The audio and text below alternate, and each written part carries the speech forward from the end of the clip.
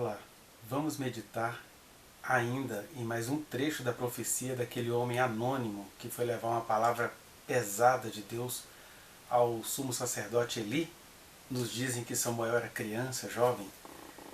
E eu já convido você para acessar a playlist sobre o livro de 1 Samuel, onde a gente está arquivando essas meditações reflexivas. E o nosso objetivo é compreender isso, como que as reações humanas se dão em relação a Deus, a sua palavra, ao seu convite, para que Ele instale em nós o seu amor e mude a nossa percepção. Como que isso vinha acontecendo desde o Antigo Testamento, e é claro que a gente vai pensando nisso também, à luz de Jesus, que já veio, já morreu por nós, ressuscitou, e aguarda que a gente faça essas leituras segundo a eternidade e a profundidade do seu amor em nossas vidas. Olha o que diz ainda um aspecto da palavra que aquele profeta anônimo entregou ao sumo sacerdote Eli. 1 Samuel 2:30. Olha o que ele continua dizendo. Ontem ele disse, ele perguntou, né? Eu vi com você. Por que você honrou os seus filhos mais do que a mim? E hoje ele vai fazer uma outra questão. Ele fala assim no versículo 30 do capítulo 2. Portanto, assim diz o Senhor, Deus de Israel. Na verdade, dissera eu que com a tua casa e a casa de teu pai andariam diante de mim perpetuamente. Porém agora diz o Senhor, longe de mim tal coisa, porque aos que me honram, honrarei. Porém aos que me desprezam, serão desmerecidos. Aos que me honram, honrarei. Agora, aos que me desprezam, serão desmerecidos. Primeiro a gente fica assim, o que é que faz Deus dizer esse tipo de coisa a um homem que ministrava a santidade do Senhor àquele povo? Não vamos aqui falar sobre a questão do sagrado, do profano, dessas coisas todas que a gente já tem visto em outros lugares, em outros momentos neste canal.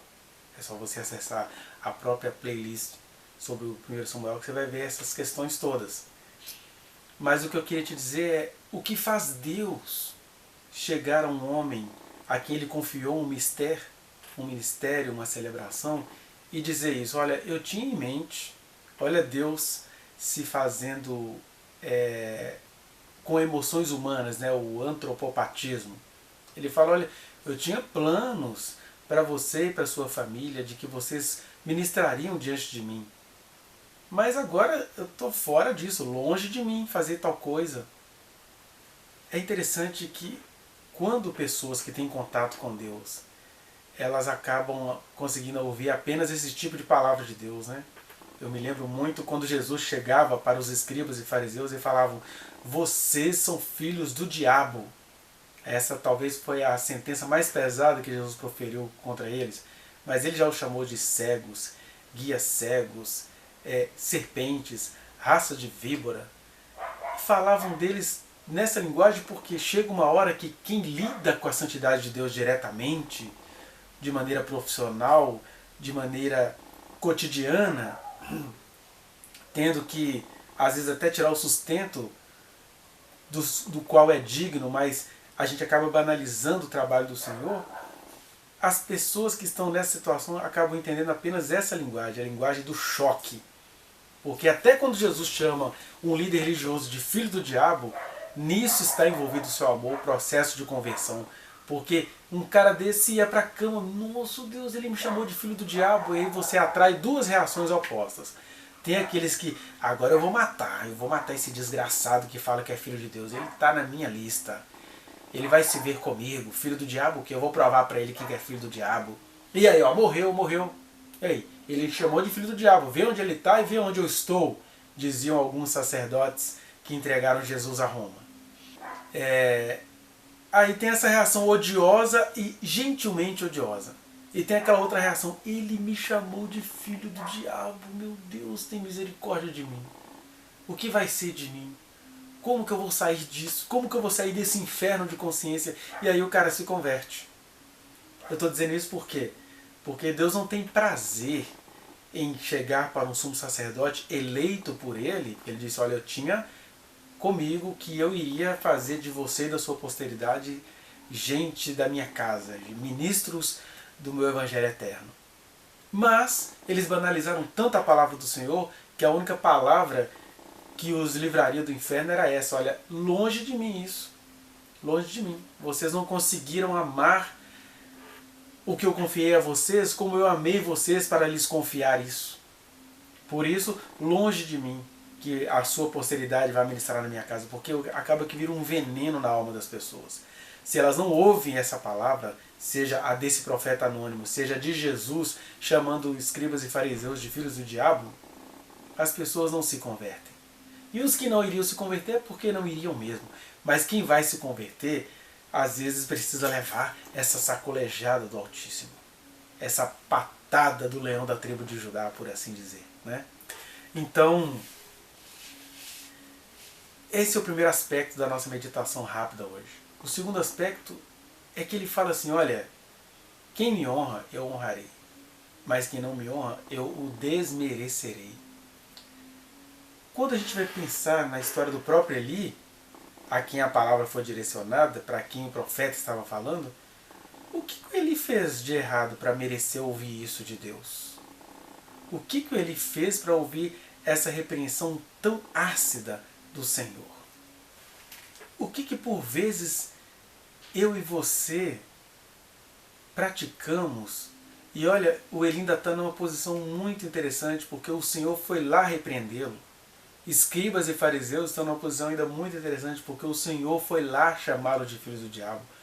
Eu me estremeço todo por dentro quando eu vejo gente que ministra na obra do Senhor e acaba se transformando em mafioso, em estuprador que não vai ser punido, em molestador de almas, em estupradores virtuais, como disse a deputada Joyce Hasselmann acerca da família presidencial, que são estupradores virtuais, estupradores simbólicos, né? Confirmando o que a deputada Maria do Rosário tinha dito há anos atrás e virou chacota. E aí, quando essas pessoas têm essa vida assim, se dizem cristãs tradicionais, a favor da família, aquela coisa toda, mas é tudo um bando de moleque que se esconde no nome do Senhor e Deus não fala nada. Essas situações é que me causam muito medo. Porque quando Deus chama alguém de filho do diabo, quem é que está chamando a pessoa de filho do diabo? Deus. Deus é amor. Até quando está chamando alguém de filho do diabo, até quando está dizendo por Eli: longe de mim que eu vá fazer alguma coisa com você e com a sua família, o que eu tenho com vocês? Quando Deus diz isso, ainda há salvação, porque quem está dizendo isso é Deus, o amor em pessoa. Quem está dizendo isso é aquele que é o único que pode nos corrigir. Aí quando quem pode nos corrigir se cala, acabou para mim e para você. Então eu ainda vejo muita esperança no Eli, porque nisto consistiu a salvação do Eli, que o Senhor disse para ele: não quero saber mais de vocês, e aí a alma do Eli foi salva. Essa é a verdade. Porque quando Deus deixa o servo dele se tornando um molequinho, safadinho, idiotinha, estratégicozinho, malabaristazinho do evangelho, e Deus não fala nada, e esse silêncio de Deus é tão gritante acerca da condenação de tais pessoas. Mas a pergunta é: o que é que o Eli estava fazendo de errado para merecer ouvir isso? O Eli não estava traficando, vamos para as nossas morais. Ele não estava traficando. O Eli não estava frequentando prostíbulos. O Eli não estava pegando as mulheres no santuário como os filhos dele estavam fazendo. O Eli não estava fazendo nada de errado. Por que ele tinha de ouvir isso de Jesus? De Jesus ali prefigurado na pessoa do profeta, digamos assim, né? Porque Jesus é a manifestação viva do Verbo eterno. E o que ele estava fazendo de errado para ouvir isso do profeta? O problema é isso, é quando os nossos erros são os erros mais perigosos que a gente possa cometer. É quando você, em nome de Deus, começa a banalizar as coisas de Deus. Quando você, em nome de Deus, institui uma igreja e fica rico. As pessoas vão ficando cada vez mais pobres, você está cada vez mais rico, com mansões espalhadas no mundo inteiro. E eu estou te dizendo, para o Eli houve salvação porque Deus foi lá no Eli e falou. Eu fico com medo dessa gente que tem mansões em nome de Deus no planeta todo e Deus não fala nada, e quanto mais coisa errada o cara faz, mais ele vai se dando bem. Eu tenho muito medo disso. Mas qual era mesmo o pecado de Eli? O pecado de Eli, que é o que a gente vai chamar de espírito do anticristo, é quando você fica tão correto nas suas atitudes que você começa a se julgar superior a outras pessoas. O famoso cidadão de bem. Eu sou bom, quem é você para falar de mim? Passa por onde eu passei, pague o preço que eu paguei para eu ter chegado até aqui. São as pessoas que elas acham que chegaram na perfeição. É a igreja de Éfeso. Jesus falou: vocês são maravilhosos, mas cuidado que eu possa apagar o nome de vocês da história. Era uma igreja perfeita, tão correta que só estava no osso. Não tinha mais espírito, não tinha vida, não tinha espaço para arrependimento. Era um bando de cidadão de bem que por isso ficavam julgando os outros que eles achavam que não eram de bem, porque não agiram corretamente como eles agem.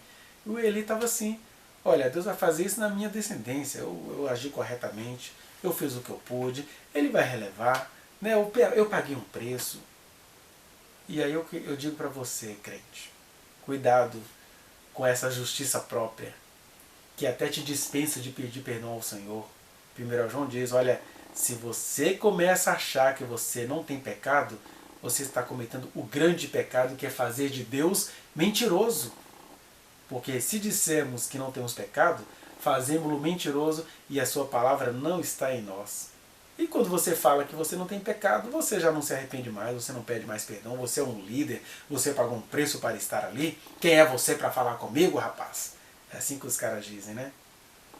Esse foi o pecado de Eli. Ele foi engolido pela tradição, ele foi engolido pela certeza de que ele era um homem velho e sábio, que ele era melhor do que os juízes anteriores a ele. É tudo tão sutil, mas Deus não se deixa escarnecer. Quando a gente fala que Deus não se deixa escarnecer, não é porque Deus tem necessidade de mostrar pra gente que Ele não se deixa escarnecer. É que às vezes a gente precisa entender que o amor de Deus consiste em nos salvar falando conosco palavras ácidas como essa que Ele falou com Eli. Aí o Eli foi salvo. Foi aí que ele encontrou a salvação dele, embora numa linguagem apavorante. Pelo jeito a gente vai ver nos textos que ele ficou assim um pouco indiferente, estava velho, estava cansado, não estava entendendo nada. Se ele entendesse a estratégia santa do profeta, ele iria cair com a boca no pó e pedir perdão. Mas ele não conseguiu entender. O Senhor vai fazer isso, deve ser lá para frente, né? Deve ser lá para frente. Ainda tem o engano do escritor bíblico que vai dizer que Deus disse isso tudo, mas eles não ouviram porque Deus os queria matar. Deus queria que a gente ouvisse. Para que Deus vai falar alguma coisa para alguém se não é para esse alguém ouvir? Se não é para esse alguém desesperar? Por isso que pessoas como Judas, que acabou se matando de vergonha, ou como o próprio rei Saul, que ficou enlouquecido, elas têm mais garantia de salvação do que esses líderes que falam assim: o Senhor falou, né? Amém. Deus é assim mesmo. Mas amém, o Senhor é bom. Eu vou viver até o fim dos meus dias, né? Isso vai acontecer lá para frente. Esse bondadismo assassino e suicida que toma conta de muita gente que se acostumou à obra do Senhor.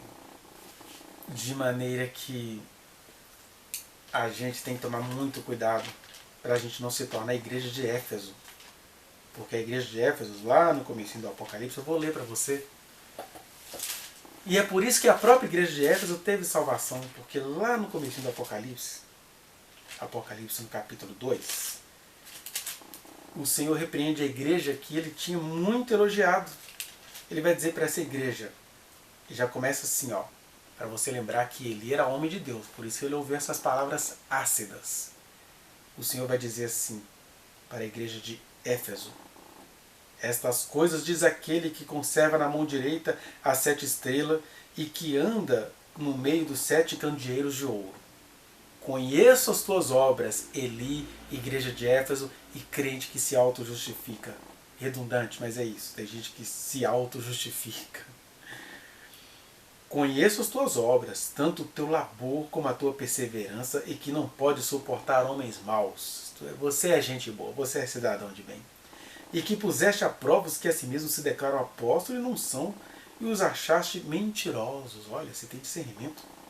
E tens perseverança, e suportaste provas por causa do meu nome, e não te deixaste esmorecer.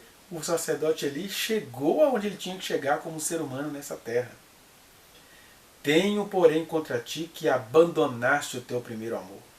De maneira que o grande pecado de gente que é muito esforçada diante de Deus é que eles se apegam ao próprio esforço. Até o nosso esforço vira armadilha contra nós. Então não é para ser esforçado? Não sei dizer para você se é ou não é para ser esforçado. Eu só sei dizer uma coisa, que o apóstolo João, que escreveu esse livro que consta a carta da igreja de Éfeso, ele diz: se andarmos na luz como ele está na luz, mantemos comunhão uns com os outros. Ele está falando de o que a gente precisa fazer na vida é andar com Jesus, é andar em Jesus. Em Jesus a gente tem comunhão uns com os outros. Em Jesus a gente descobre que somos pecadores e todos os dias colocamos diante dele a nossa natureza. Em Jesus é que está a nossa salvação. Porque se você fica correto, esquece de Jesus, você cai aqui, ó. Tenho, porém, contra ti que abandonaste o teu primeiro amor. Lembra-te, pois, de onde caíste, porque o abandonar esse primeiro amor, essas obras de misericórdia, essas obras escandalosas de misericórdia, é uma coisa tão sutil que você até esquece onde é que você caiu. Porque como que eu caí? Está tudo perfeito? Se a igreja virou uma tradição, se eu sou um sacerdote melhor do que Sansão foi juiz, do que os outros juízes anteriores a mim, era o que o Eli pensava. E se o que Deus vai fazer vai ser depois de mim? Aí o apelo de Jesus é: lembra-te de onde você caiu, porque está tão na cara que você não consegue ler. Não é isso? Olha só, alguém aqui consegue ler o que está na cara? Você não consegue ler o que está na cara, consegue? Olha, fica tão na cara que fica em trevas, né? Fica embaçado, a gente não consegue ler o que está na cara. Por isso que o apelo é: lembra-te de onde caíste. Arrepende-te e volta à prática das primeiras obras. O grande prazer de Jesus em nossos corações não é que a gente tenha tido todas essas vitórias que a igreja de Éfeso teve, mas que a gente volte, arrependa-se, volte atrás, repense as obras, para voltarmos às práticas das primeiras obras. E se não, venho a ti e moverei do seu lugar o teu candeeiro, e não, caso não te arrependas. Né? Até aqui está bom para a reflexão que eu quero fazer com você. Olha a palavra de Deus pesadíssima à igreja de Éfeso. Porque o que o Senhor quer de mim e de você é que os anos não nos deixem ressecados, mas que os anos, que a passagem do tempo nos faça fiéis a Ele, sempre na prática das primeiras obras. Quais são as práticas das primeiras obras? Obras de amor, de acolhimento, de misericórdia, daquele amor escandaloso de Jesus, de se deixar abraçar por publicanos e meretrizes, de se deixar ser conhecido como o eunuco, o homem que não se casou. Não tem problemas aparências. O que Deus quer é que você abrace as primeiras obras, porque quem abraça as primeiras obras nunca vai ouvir de Jesus. Nenhuma prostituta ouviu de Jesus que ela era filha do diabo. Nenhum enfermo ouviu de Jesus que era filho do diabo. Nenhum endemoniado ouviu de Jesus que era filho do diabo. Mas religioso, fariseu correto, vitorioso contra o próprio ego, ouviu de Jesus, porque a vitória foi tanta, que ficou tão na cara, que eles não conseguiram mais ler. Não conseguiram. Por isso que Deus chegou assim para Eli. Porque a salvação para mim e para você, se a gente está muito satisfeito com a nossa tradição, com a história que construímos, com o homem de família que você se tornou, com o casamento da sua filha que você administrou, a única salvação para a sua vida é quando Jesus chega, igual ele chegou para Eli e para outras personagens bíblicas que poderemos ver mais à frente, dizendo: eu que não quero saber de você. Ele fala isso para que você se jogue aos seus pés e diga: Jesus, me ajude a me lembrar onde foi que eu caí. Porque o Eli estava tão caído que ele nem conseguiu entender a seriedade da palavra que ele estava recebendo. Por isso a palavra do Senhor para mim e para você nessa noite é que a gente vigie. A gente sempre vigia a vida dos outros, mas vigia isso. Lembra de onde você caiu. Lembra como você passou a confiar na qualidade das suas obras. Tem até uma igreja aí, acho que é a Adebras, que tem esse slogan, né? Liderança com excelência. Pois é, uma liderança com excelência pode ser o lugar de onde muitos líderes têm caído. Porque, gente, como que o Senhor não vai aceitar este culto nosso? Uma liderança com excelência, né? Ou como que o Senhor não vai aceitar esta nossa congregação? Olha, aqui está escrito Jesus Cristo é o Senhor. Estamos confessando Jesus, quando a verdadeira confissão seria Jesus Cristo é o meu Senhor. Porque em Jesus sempre haverá afeto, seja para eu dizer que Ele não é o Senhor, mas que Ele é o meu Senhor, é o seu Senhor. Ele quer ser Senhor de cada um e não Deus acima de todos para você o engolir. Ele quer ser Deus em todos, crescendo em cada um, para Ele chegar e dizer, olha, eu conheço as tuas obras e não vou mover o teu brilho, porque você nunca abandonou a prática das primeiras obras. É o que Ele vai dizer para a igreja de Filadélfia, olha, você não tem força, mas eu te amei, eu te escolhi, porque eles não tiveram o que a igreja de Éfeso tinha, mas eles mantiveram a prática das primeiras obras, do amor, do acolhimento, de ser perseverante em meio às resistências externas. Pense nisso e saia da gangue do Eli. Saia da gangue de quem faz muito e agora quer que Deus reconheça o muito que fez. Quantas vezes eu já participei de culto que o líder falava isso, né? O líder. Olha, a gente faz a compra, etc. Depois a gente joga pro povo de Deus. Tem que lançar o desafio. Você compra o lote e fala, agora vocês vão ter que contribuir, porque nós fizemos isso com a fé em Deus. É gente que confia nas próprias obras. E a gente tinha que confiar em Deus, que nos capacita, não apenas a fazer, mas a nos mantermos nas práticas das primeiras obras. Obras estas que o nosso irmão Eli abandonou. Certamente ele teve a salvação dele. Mas você não precisa ser salvo ouvindo as coisas trágicas que Eli ouviu. Não é verdade? Então, arrependa-se. O que é arrepender-se? Não é ficar com medo do que eu estou falando. É se jogar aos pés de Jesus. E falar para Ele, Senhor, me ajuda a preservar a prática das primeiras obras que são feitas em Ti. E isso você perde medo do mundo, perde medo da crítica, perde medo do julgamento e só caminha. E Ele nunca vai precisar mandar profeta para te dizer isso. Longe de mim que eu tenho alguma coisa a mais com você. Porque Ele tem. E Ele não quer abandonar aquilo que Ele tem com você. Pense nisso. Se você gostou desse vídeo, dê o seu like, compartilhe, espalhe coisa boa, inscreva-se neste canal e aperte o sininho, que todo dia vai ter uma palavra de Deus aí para você. Amém?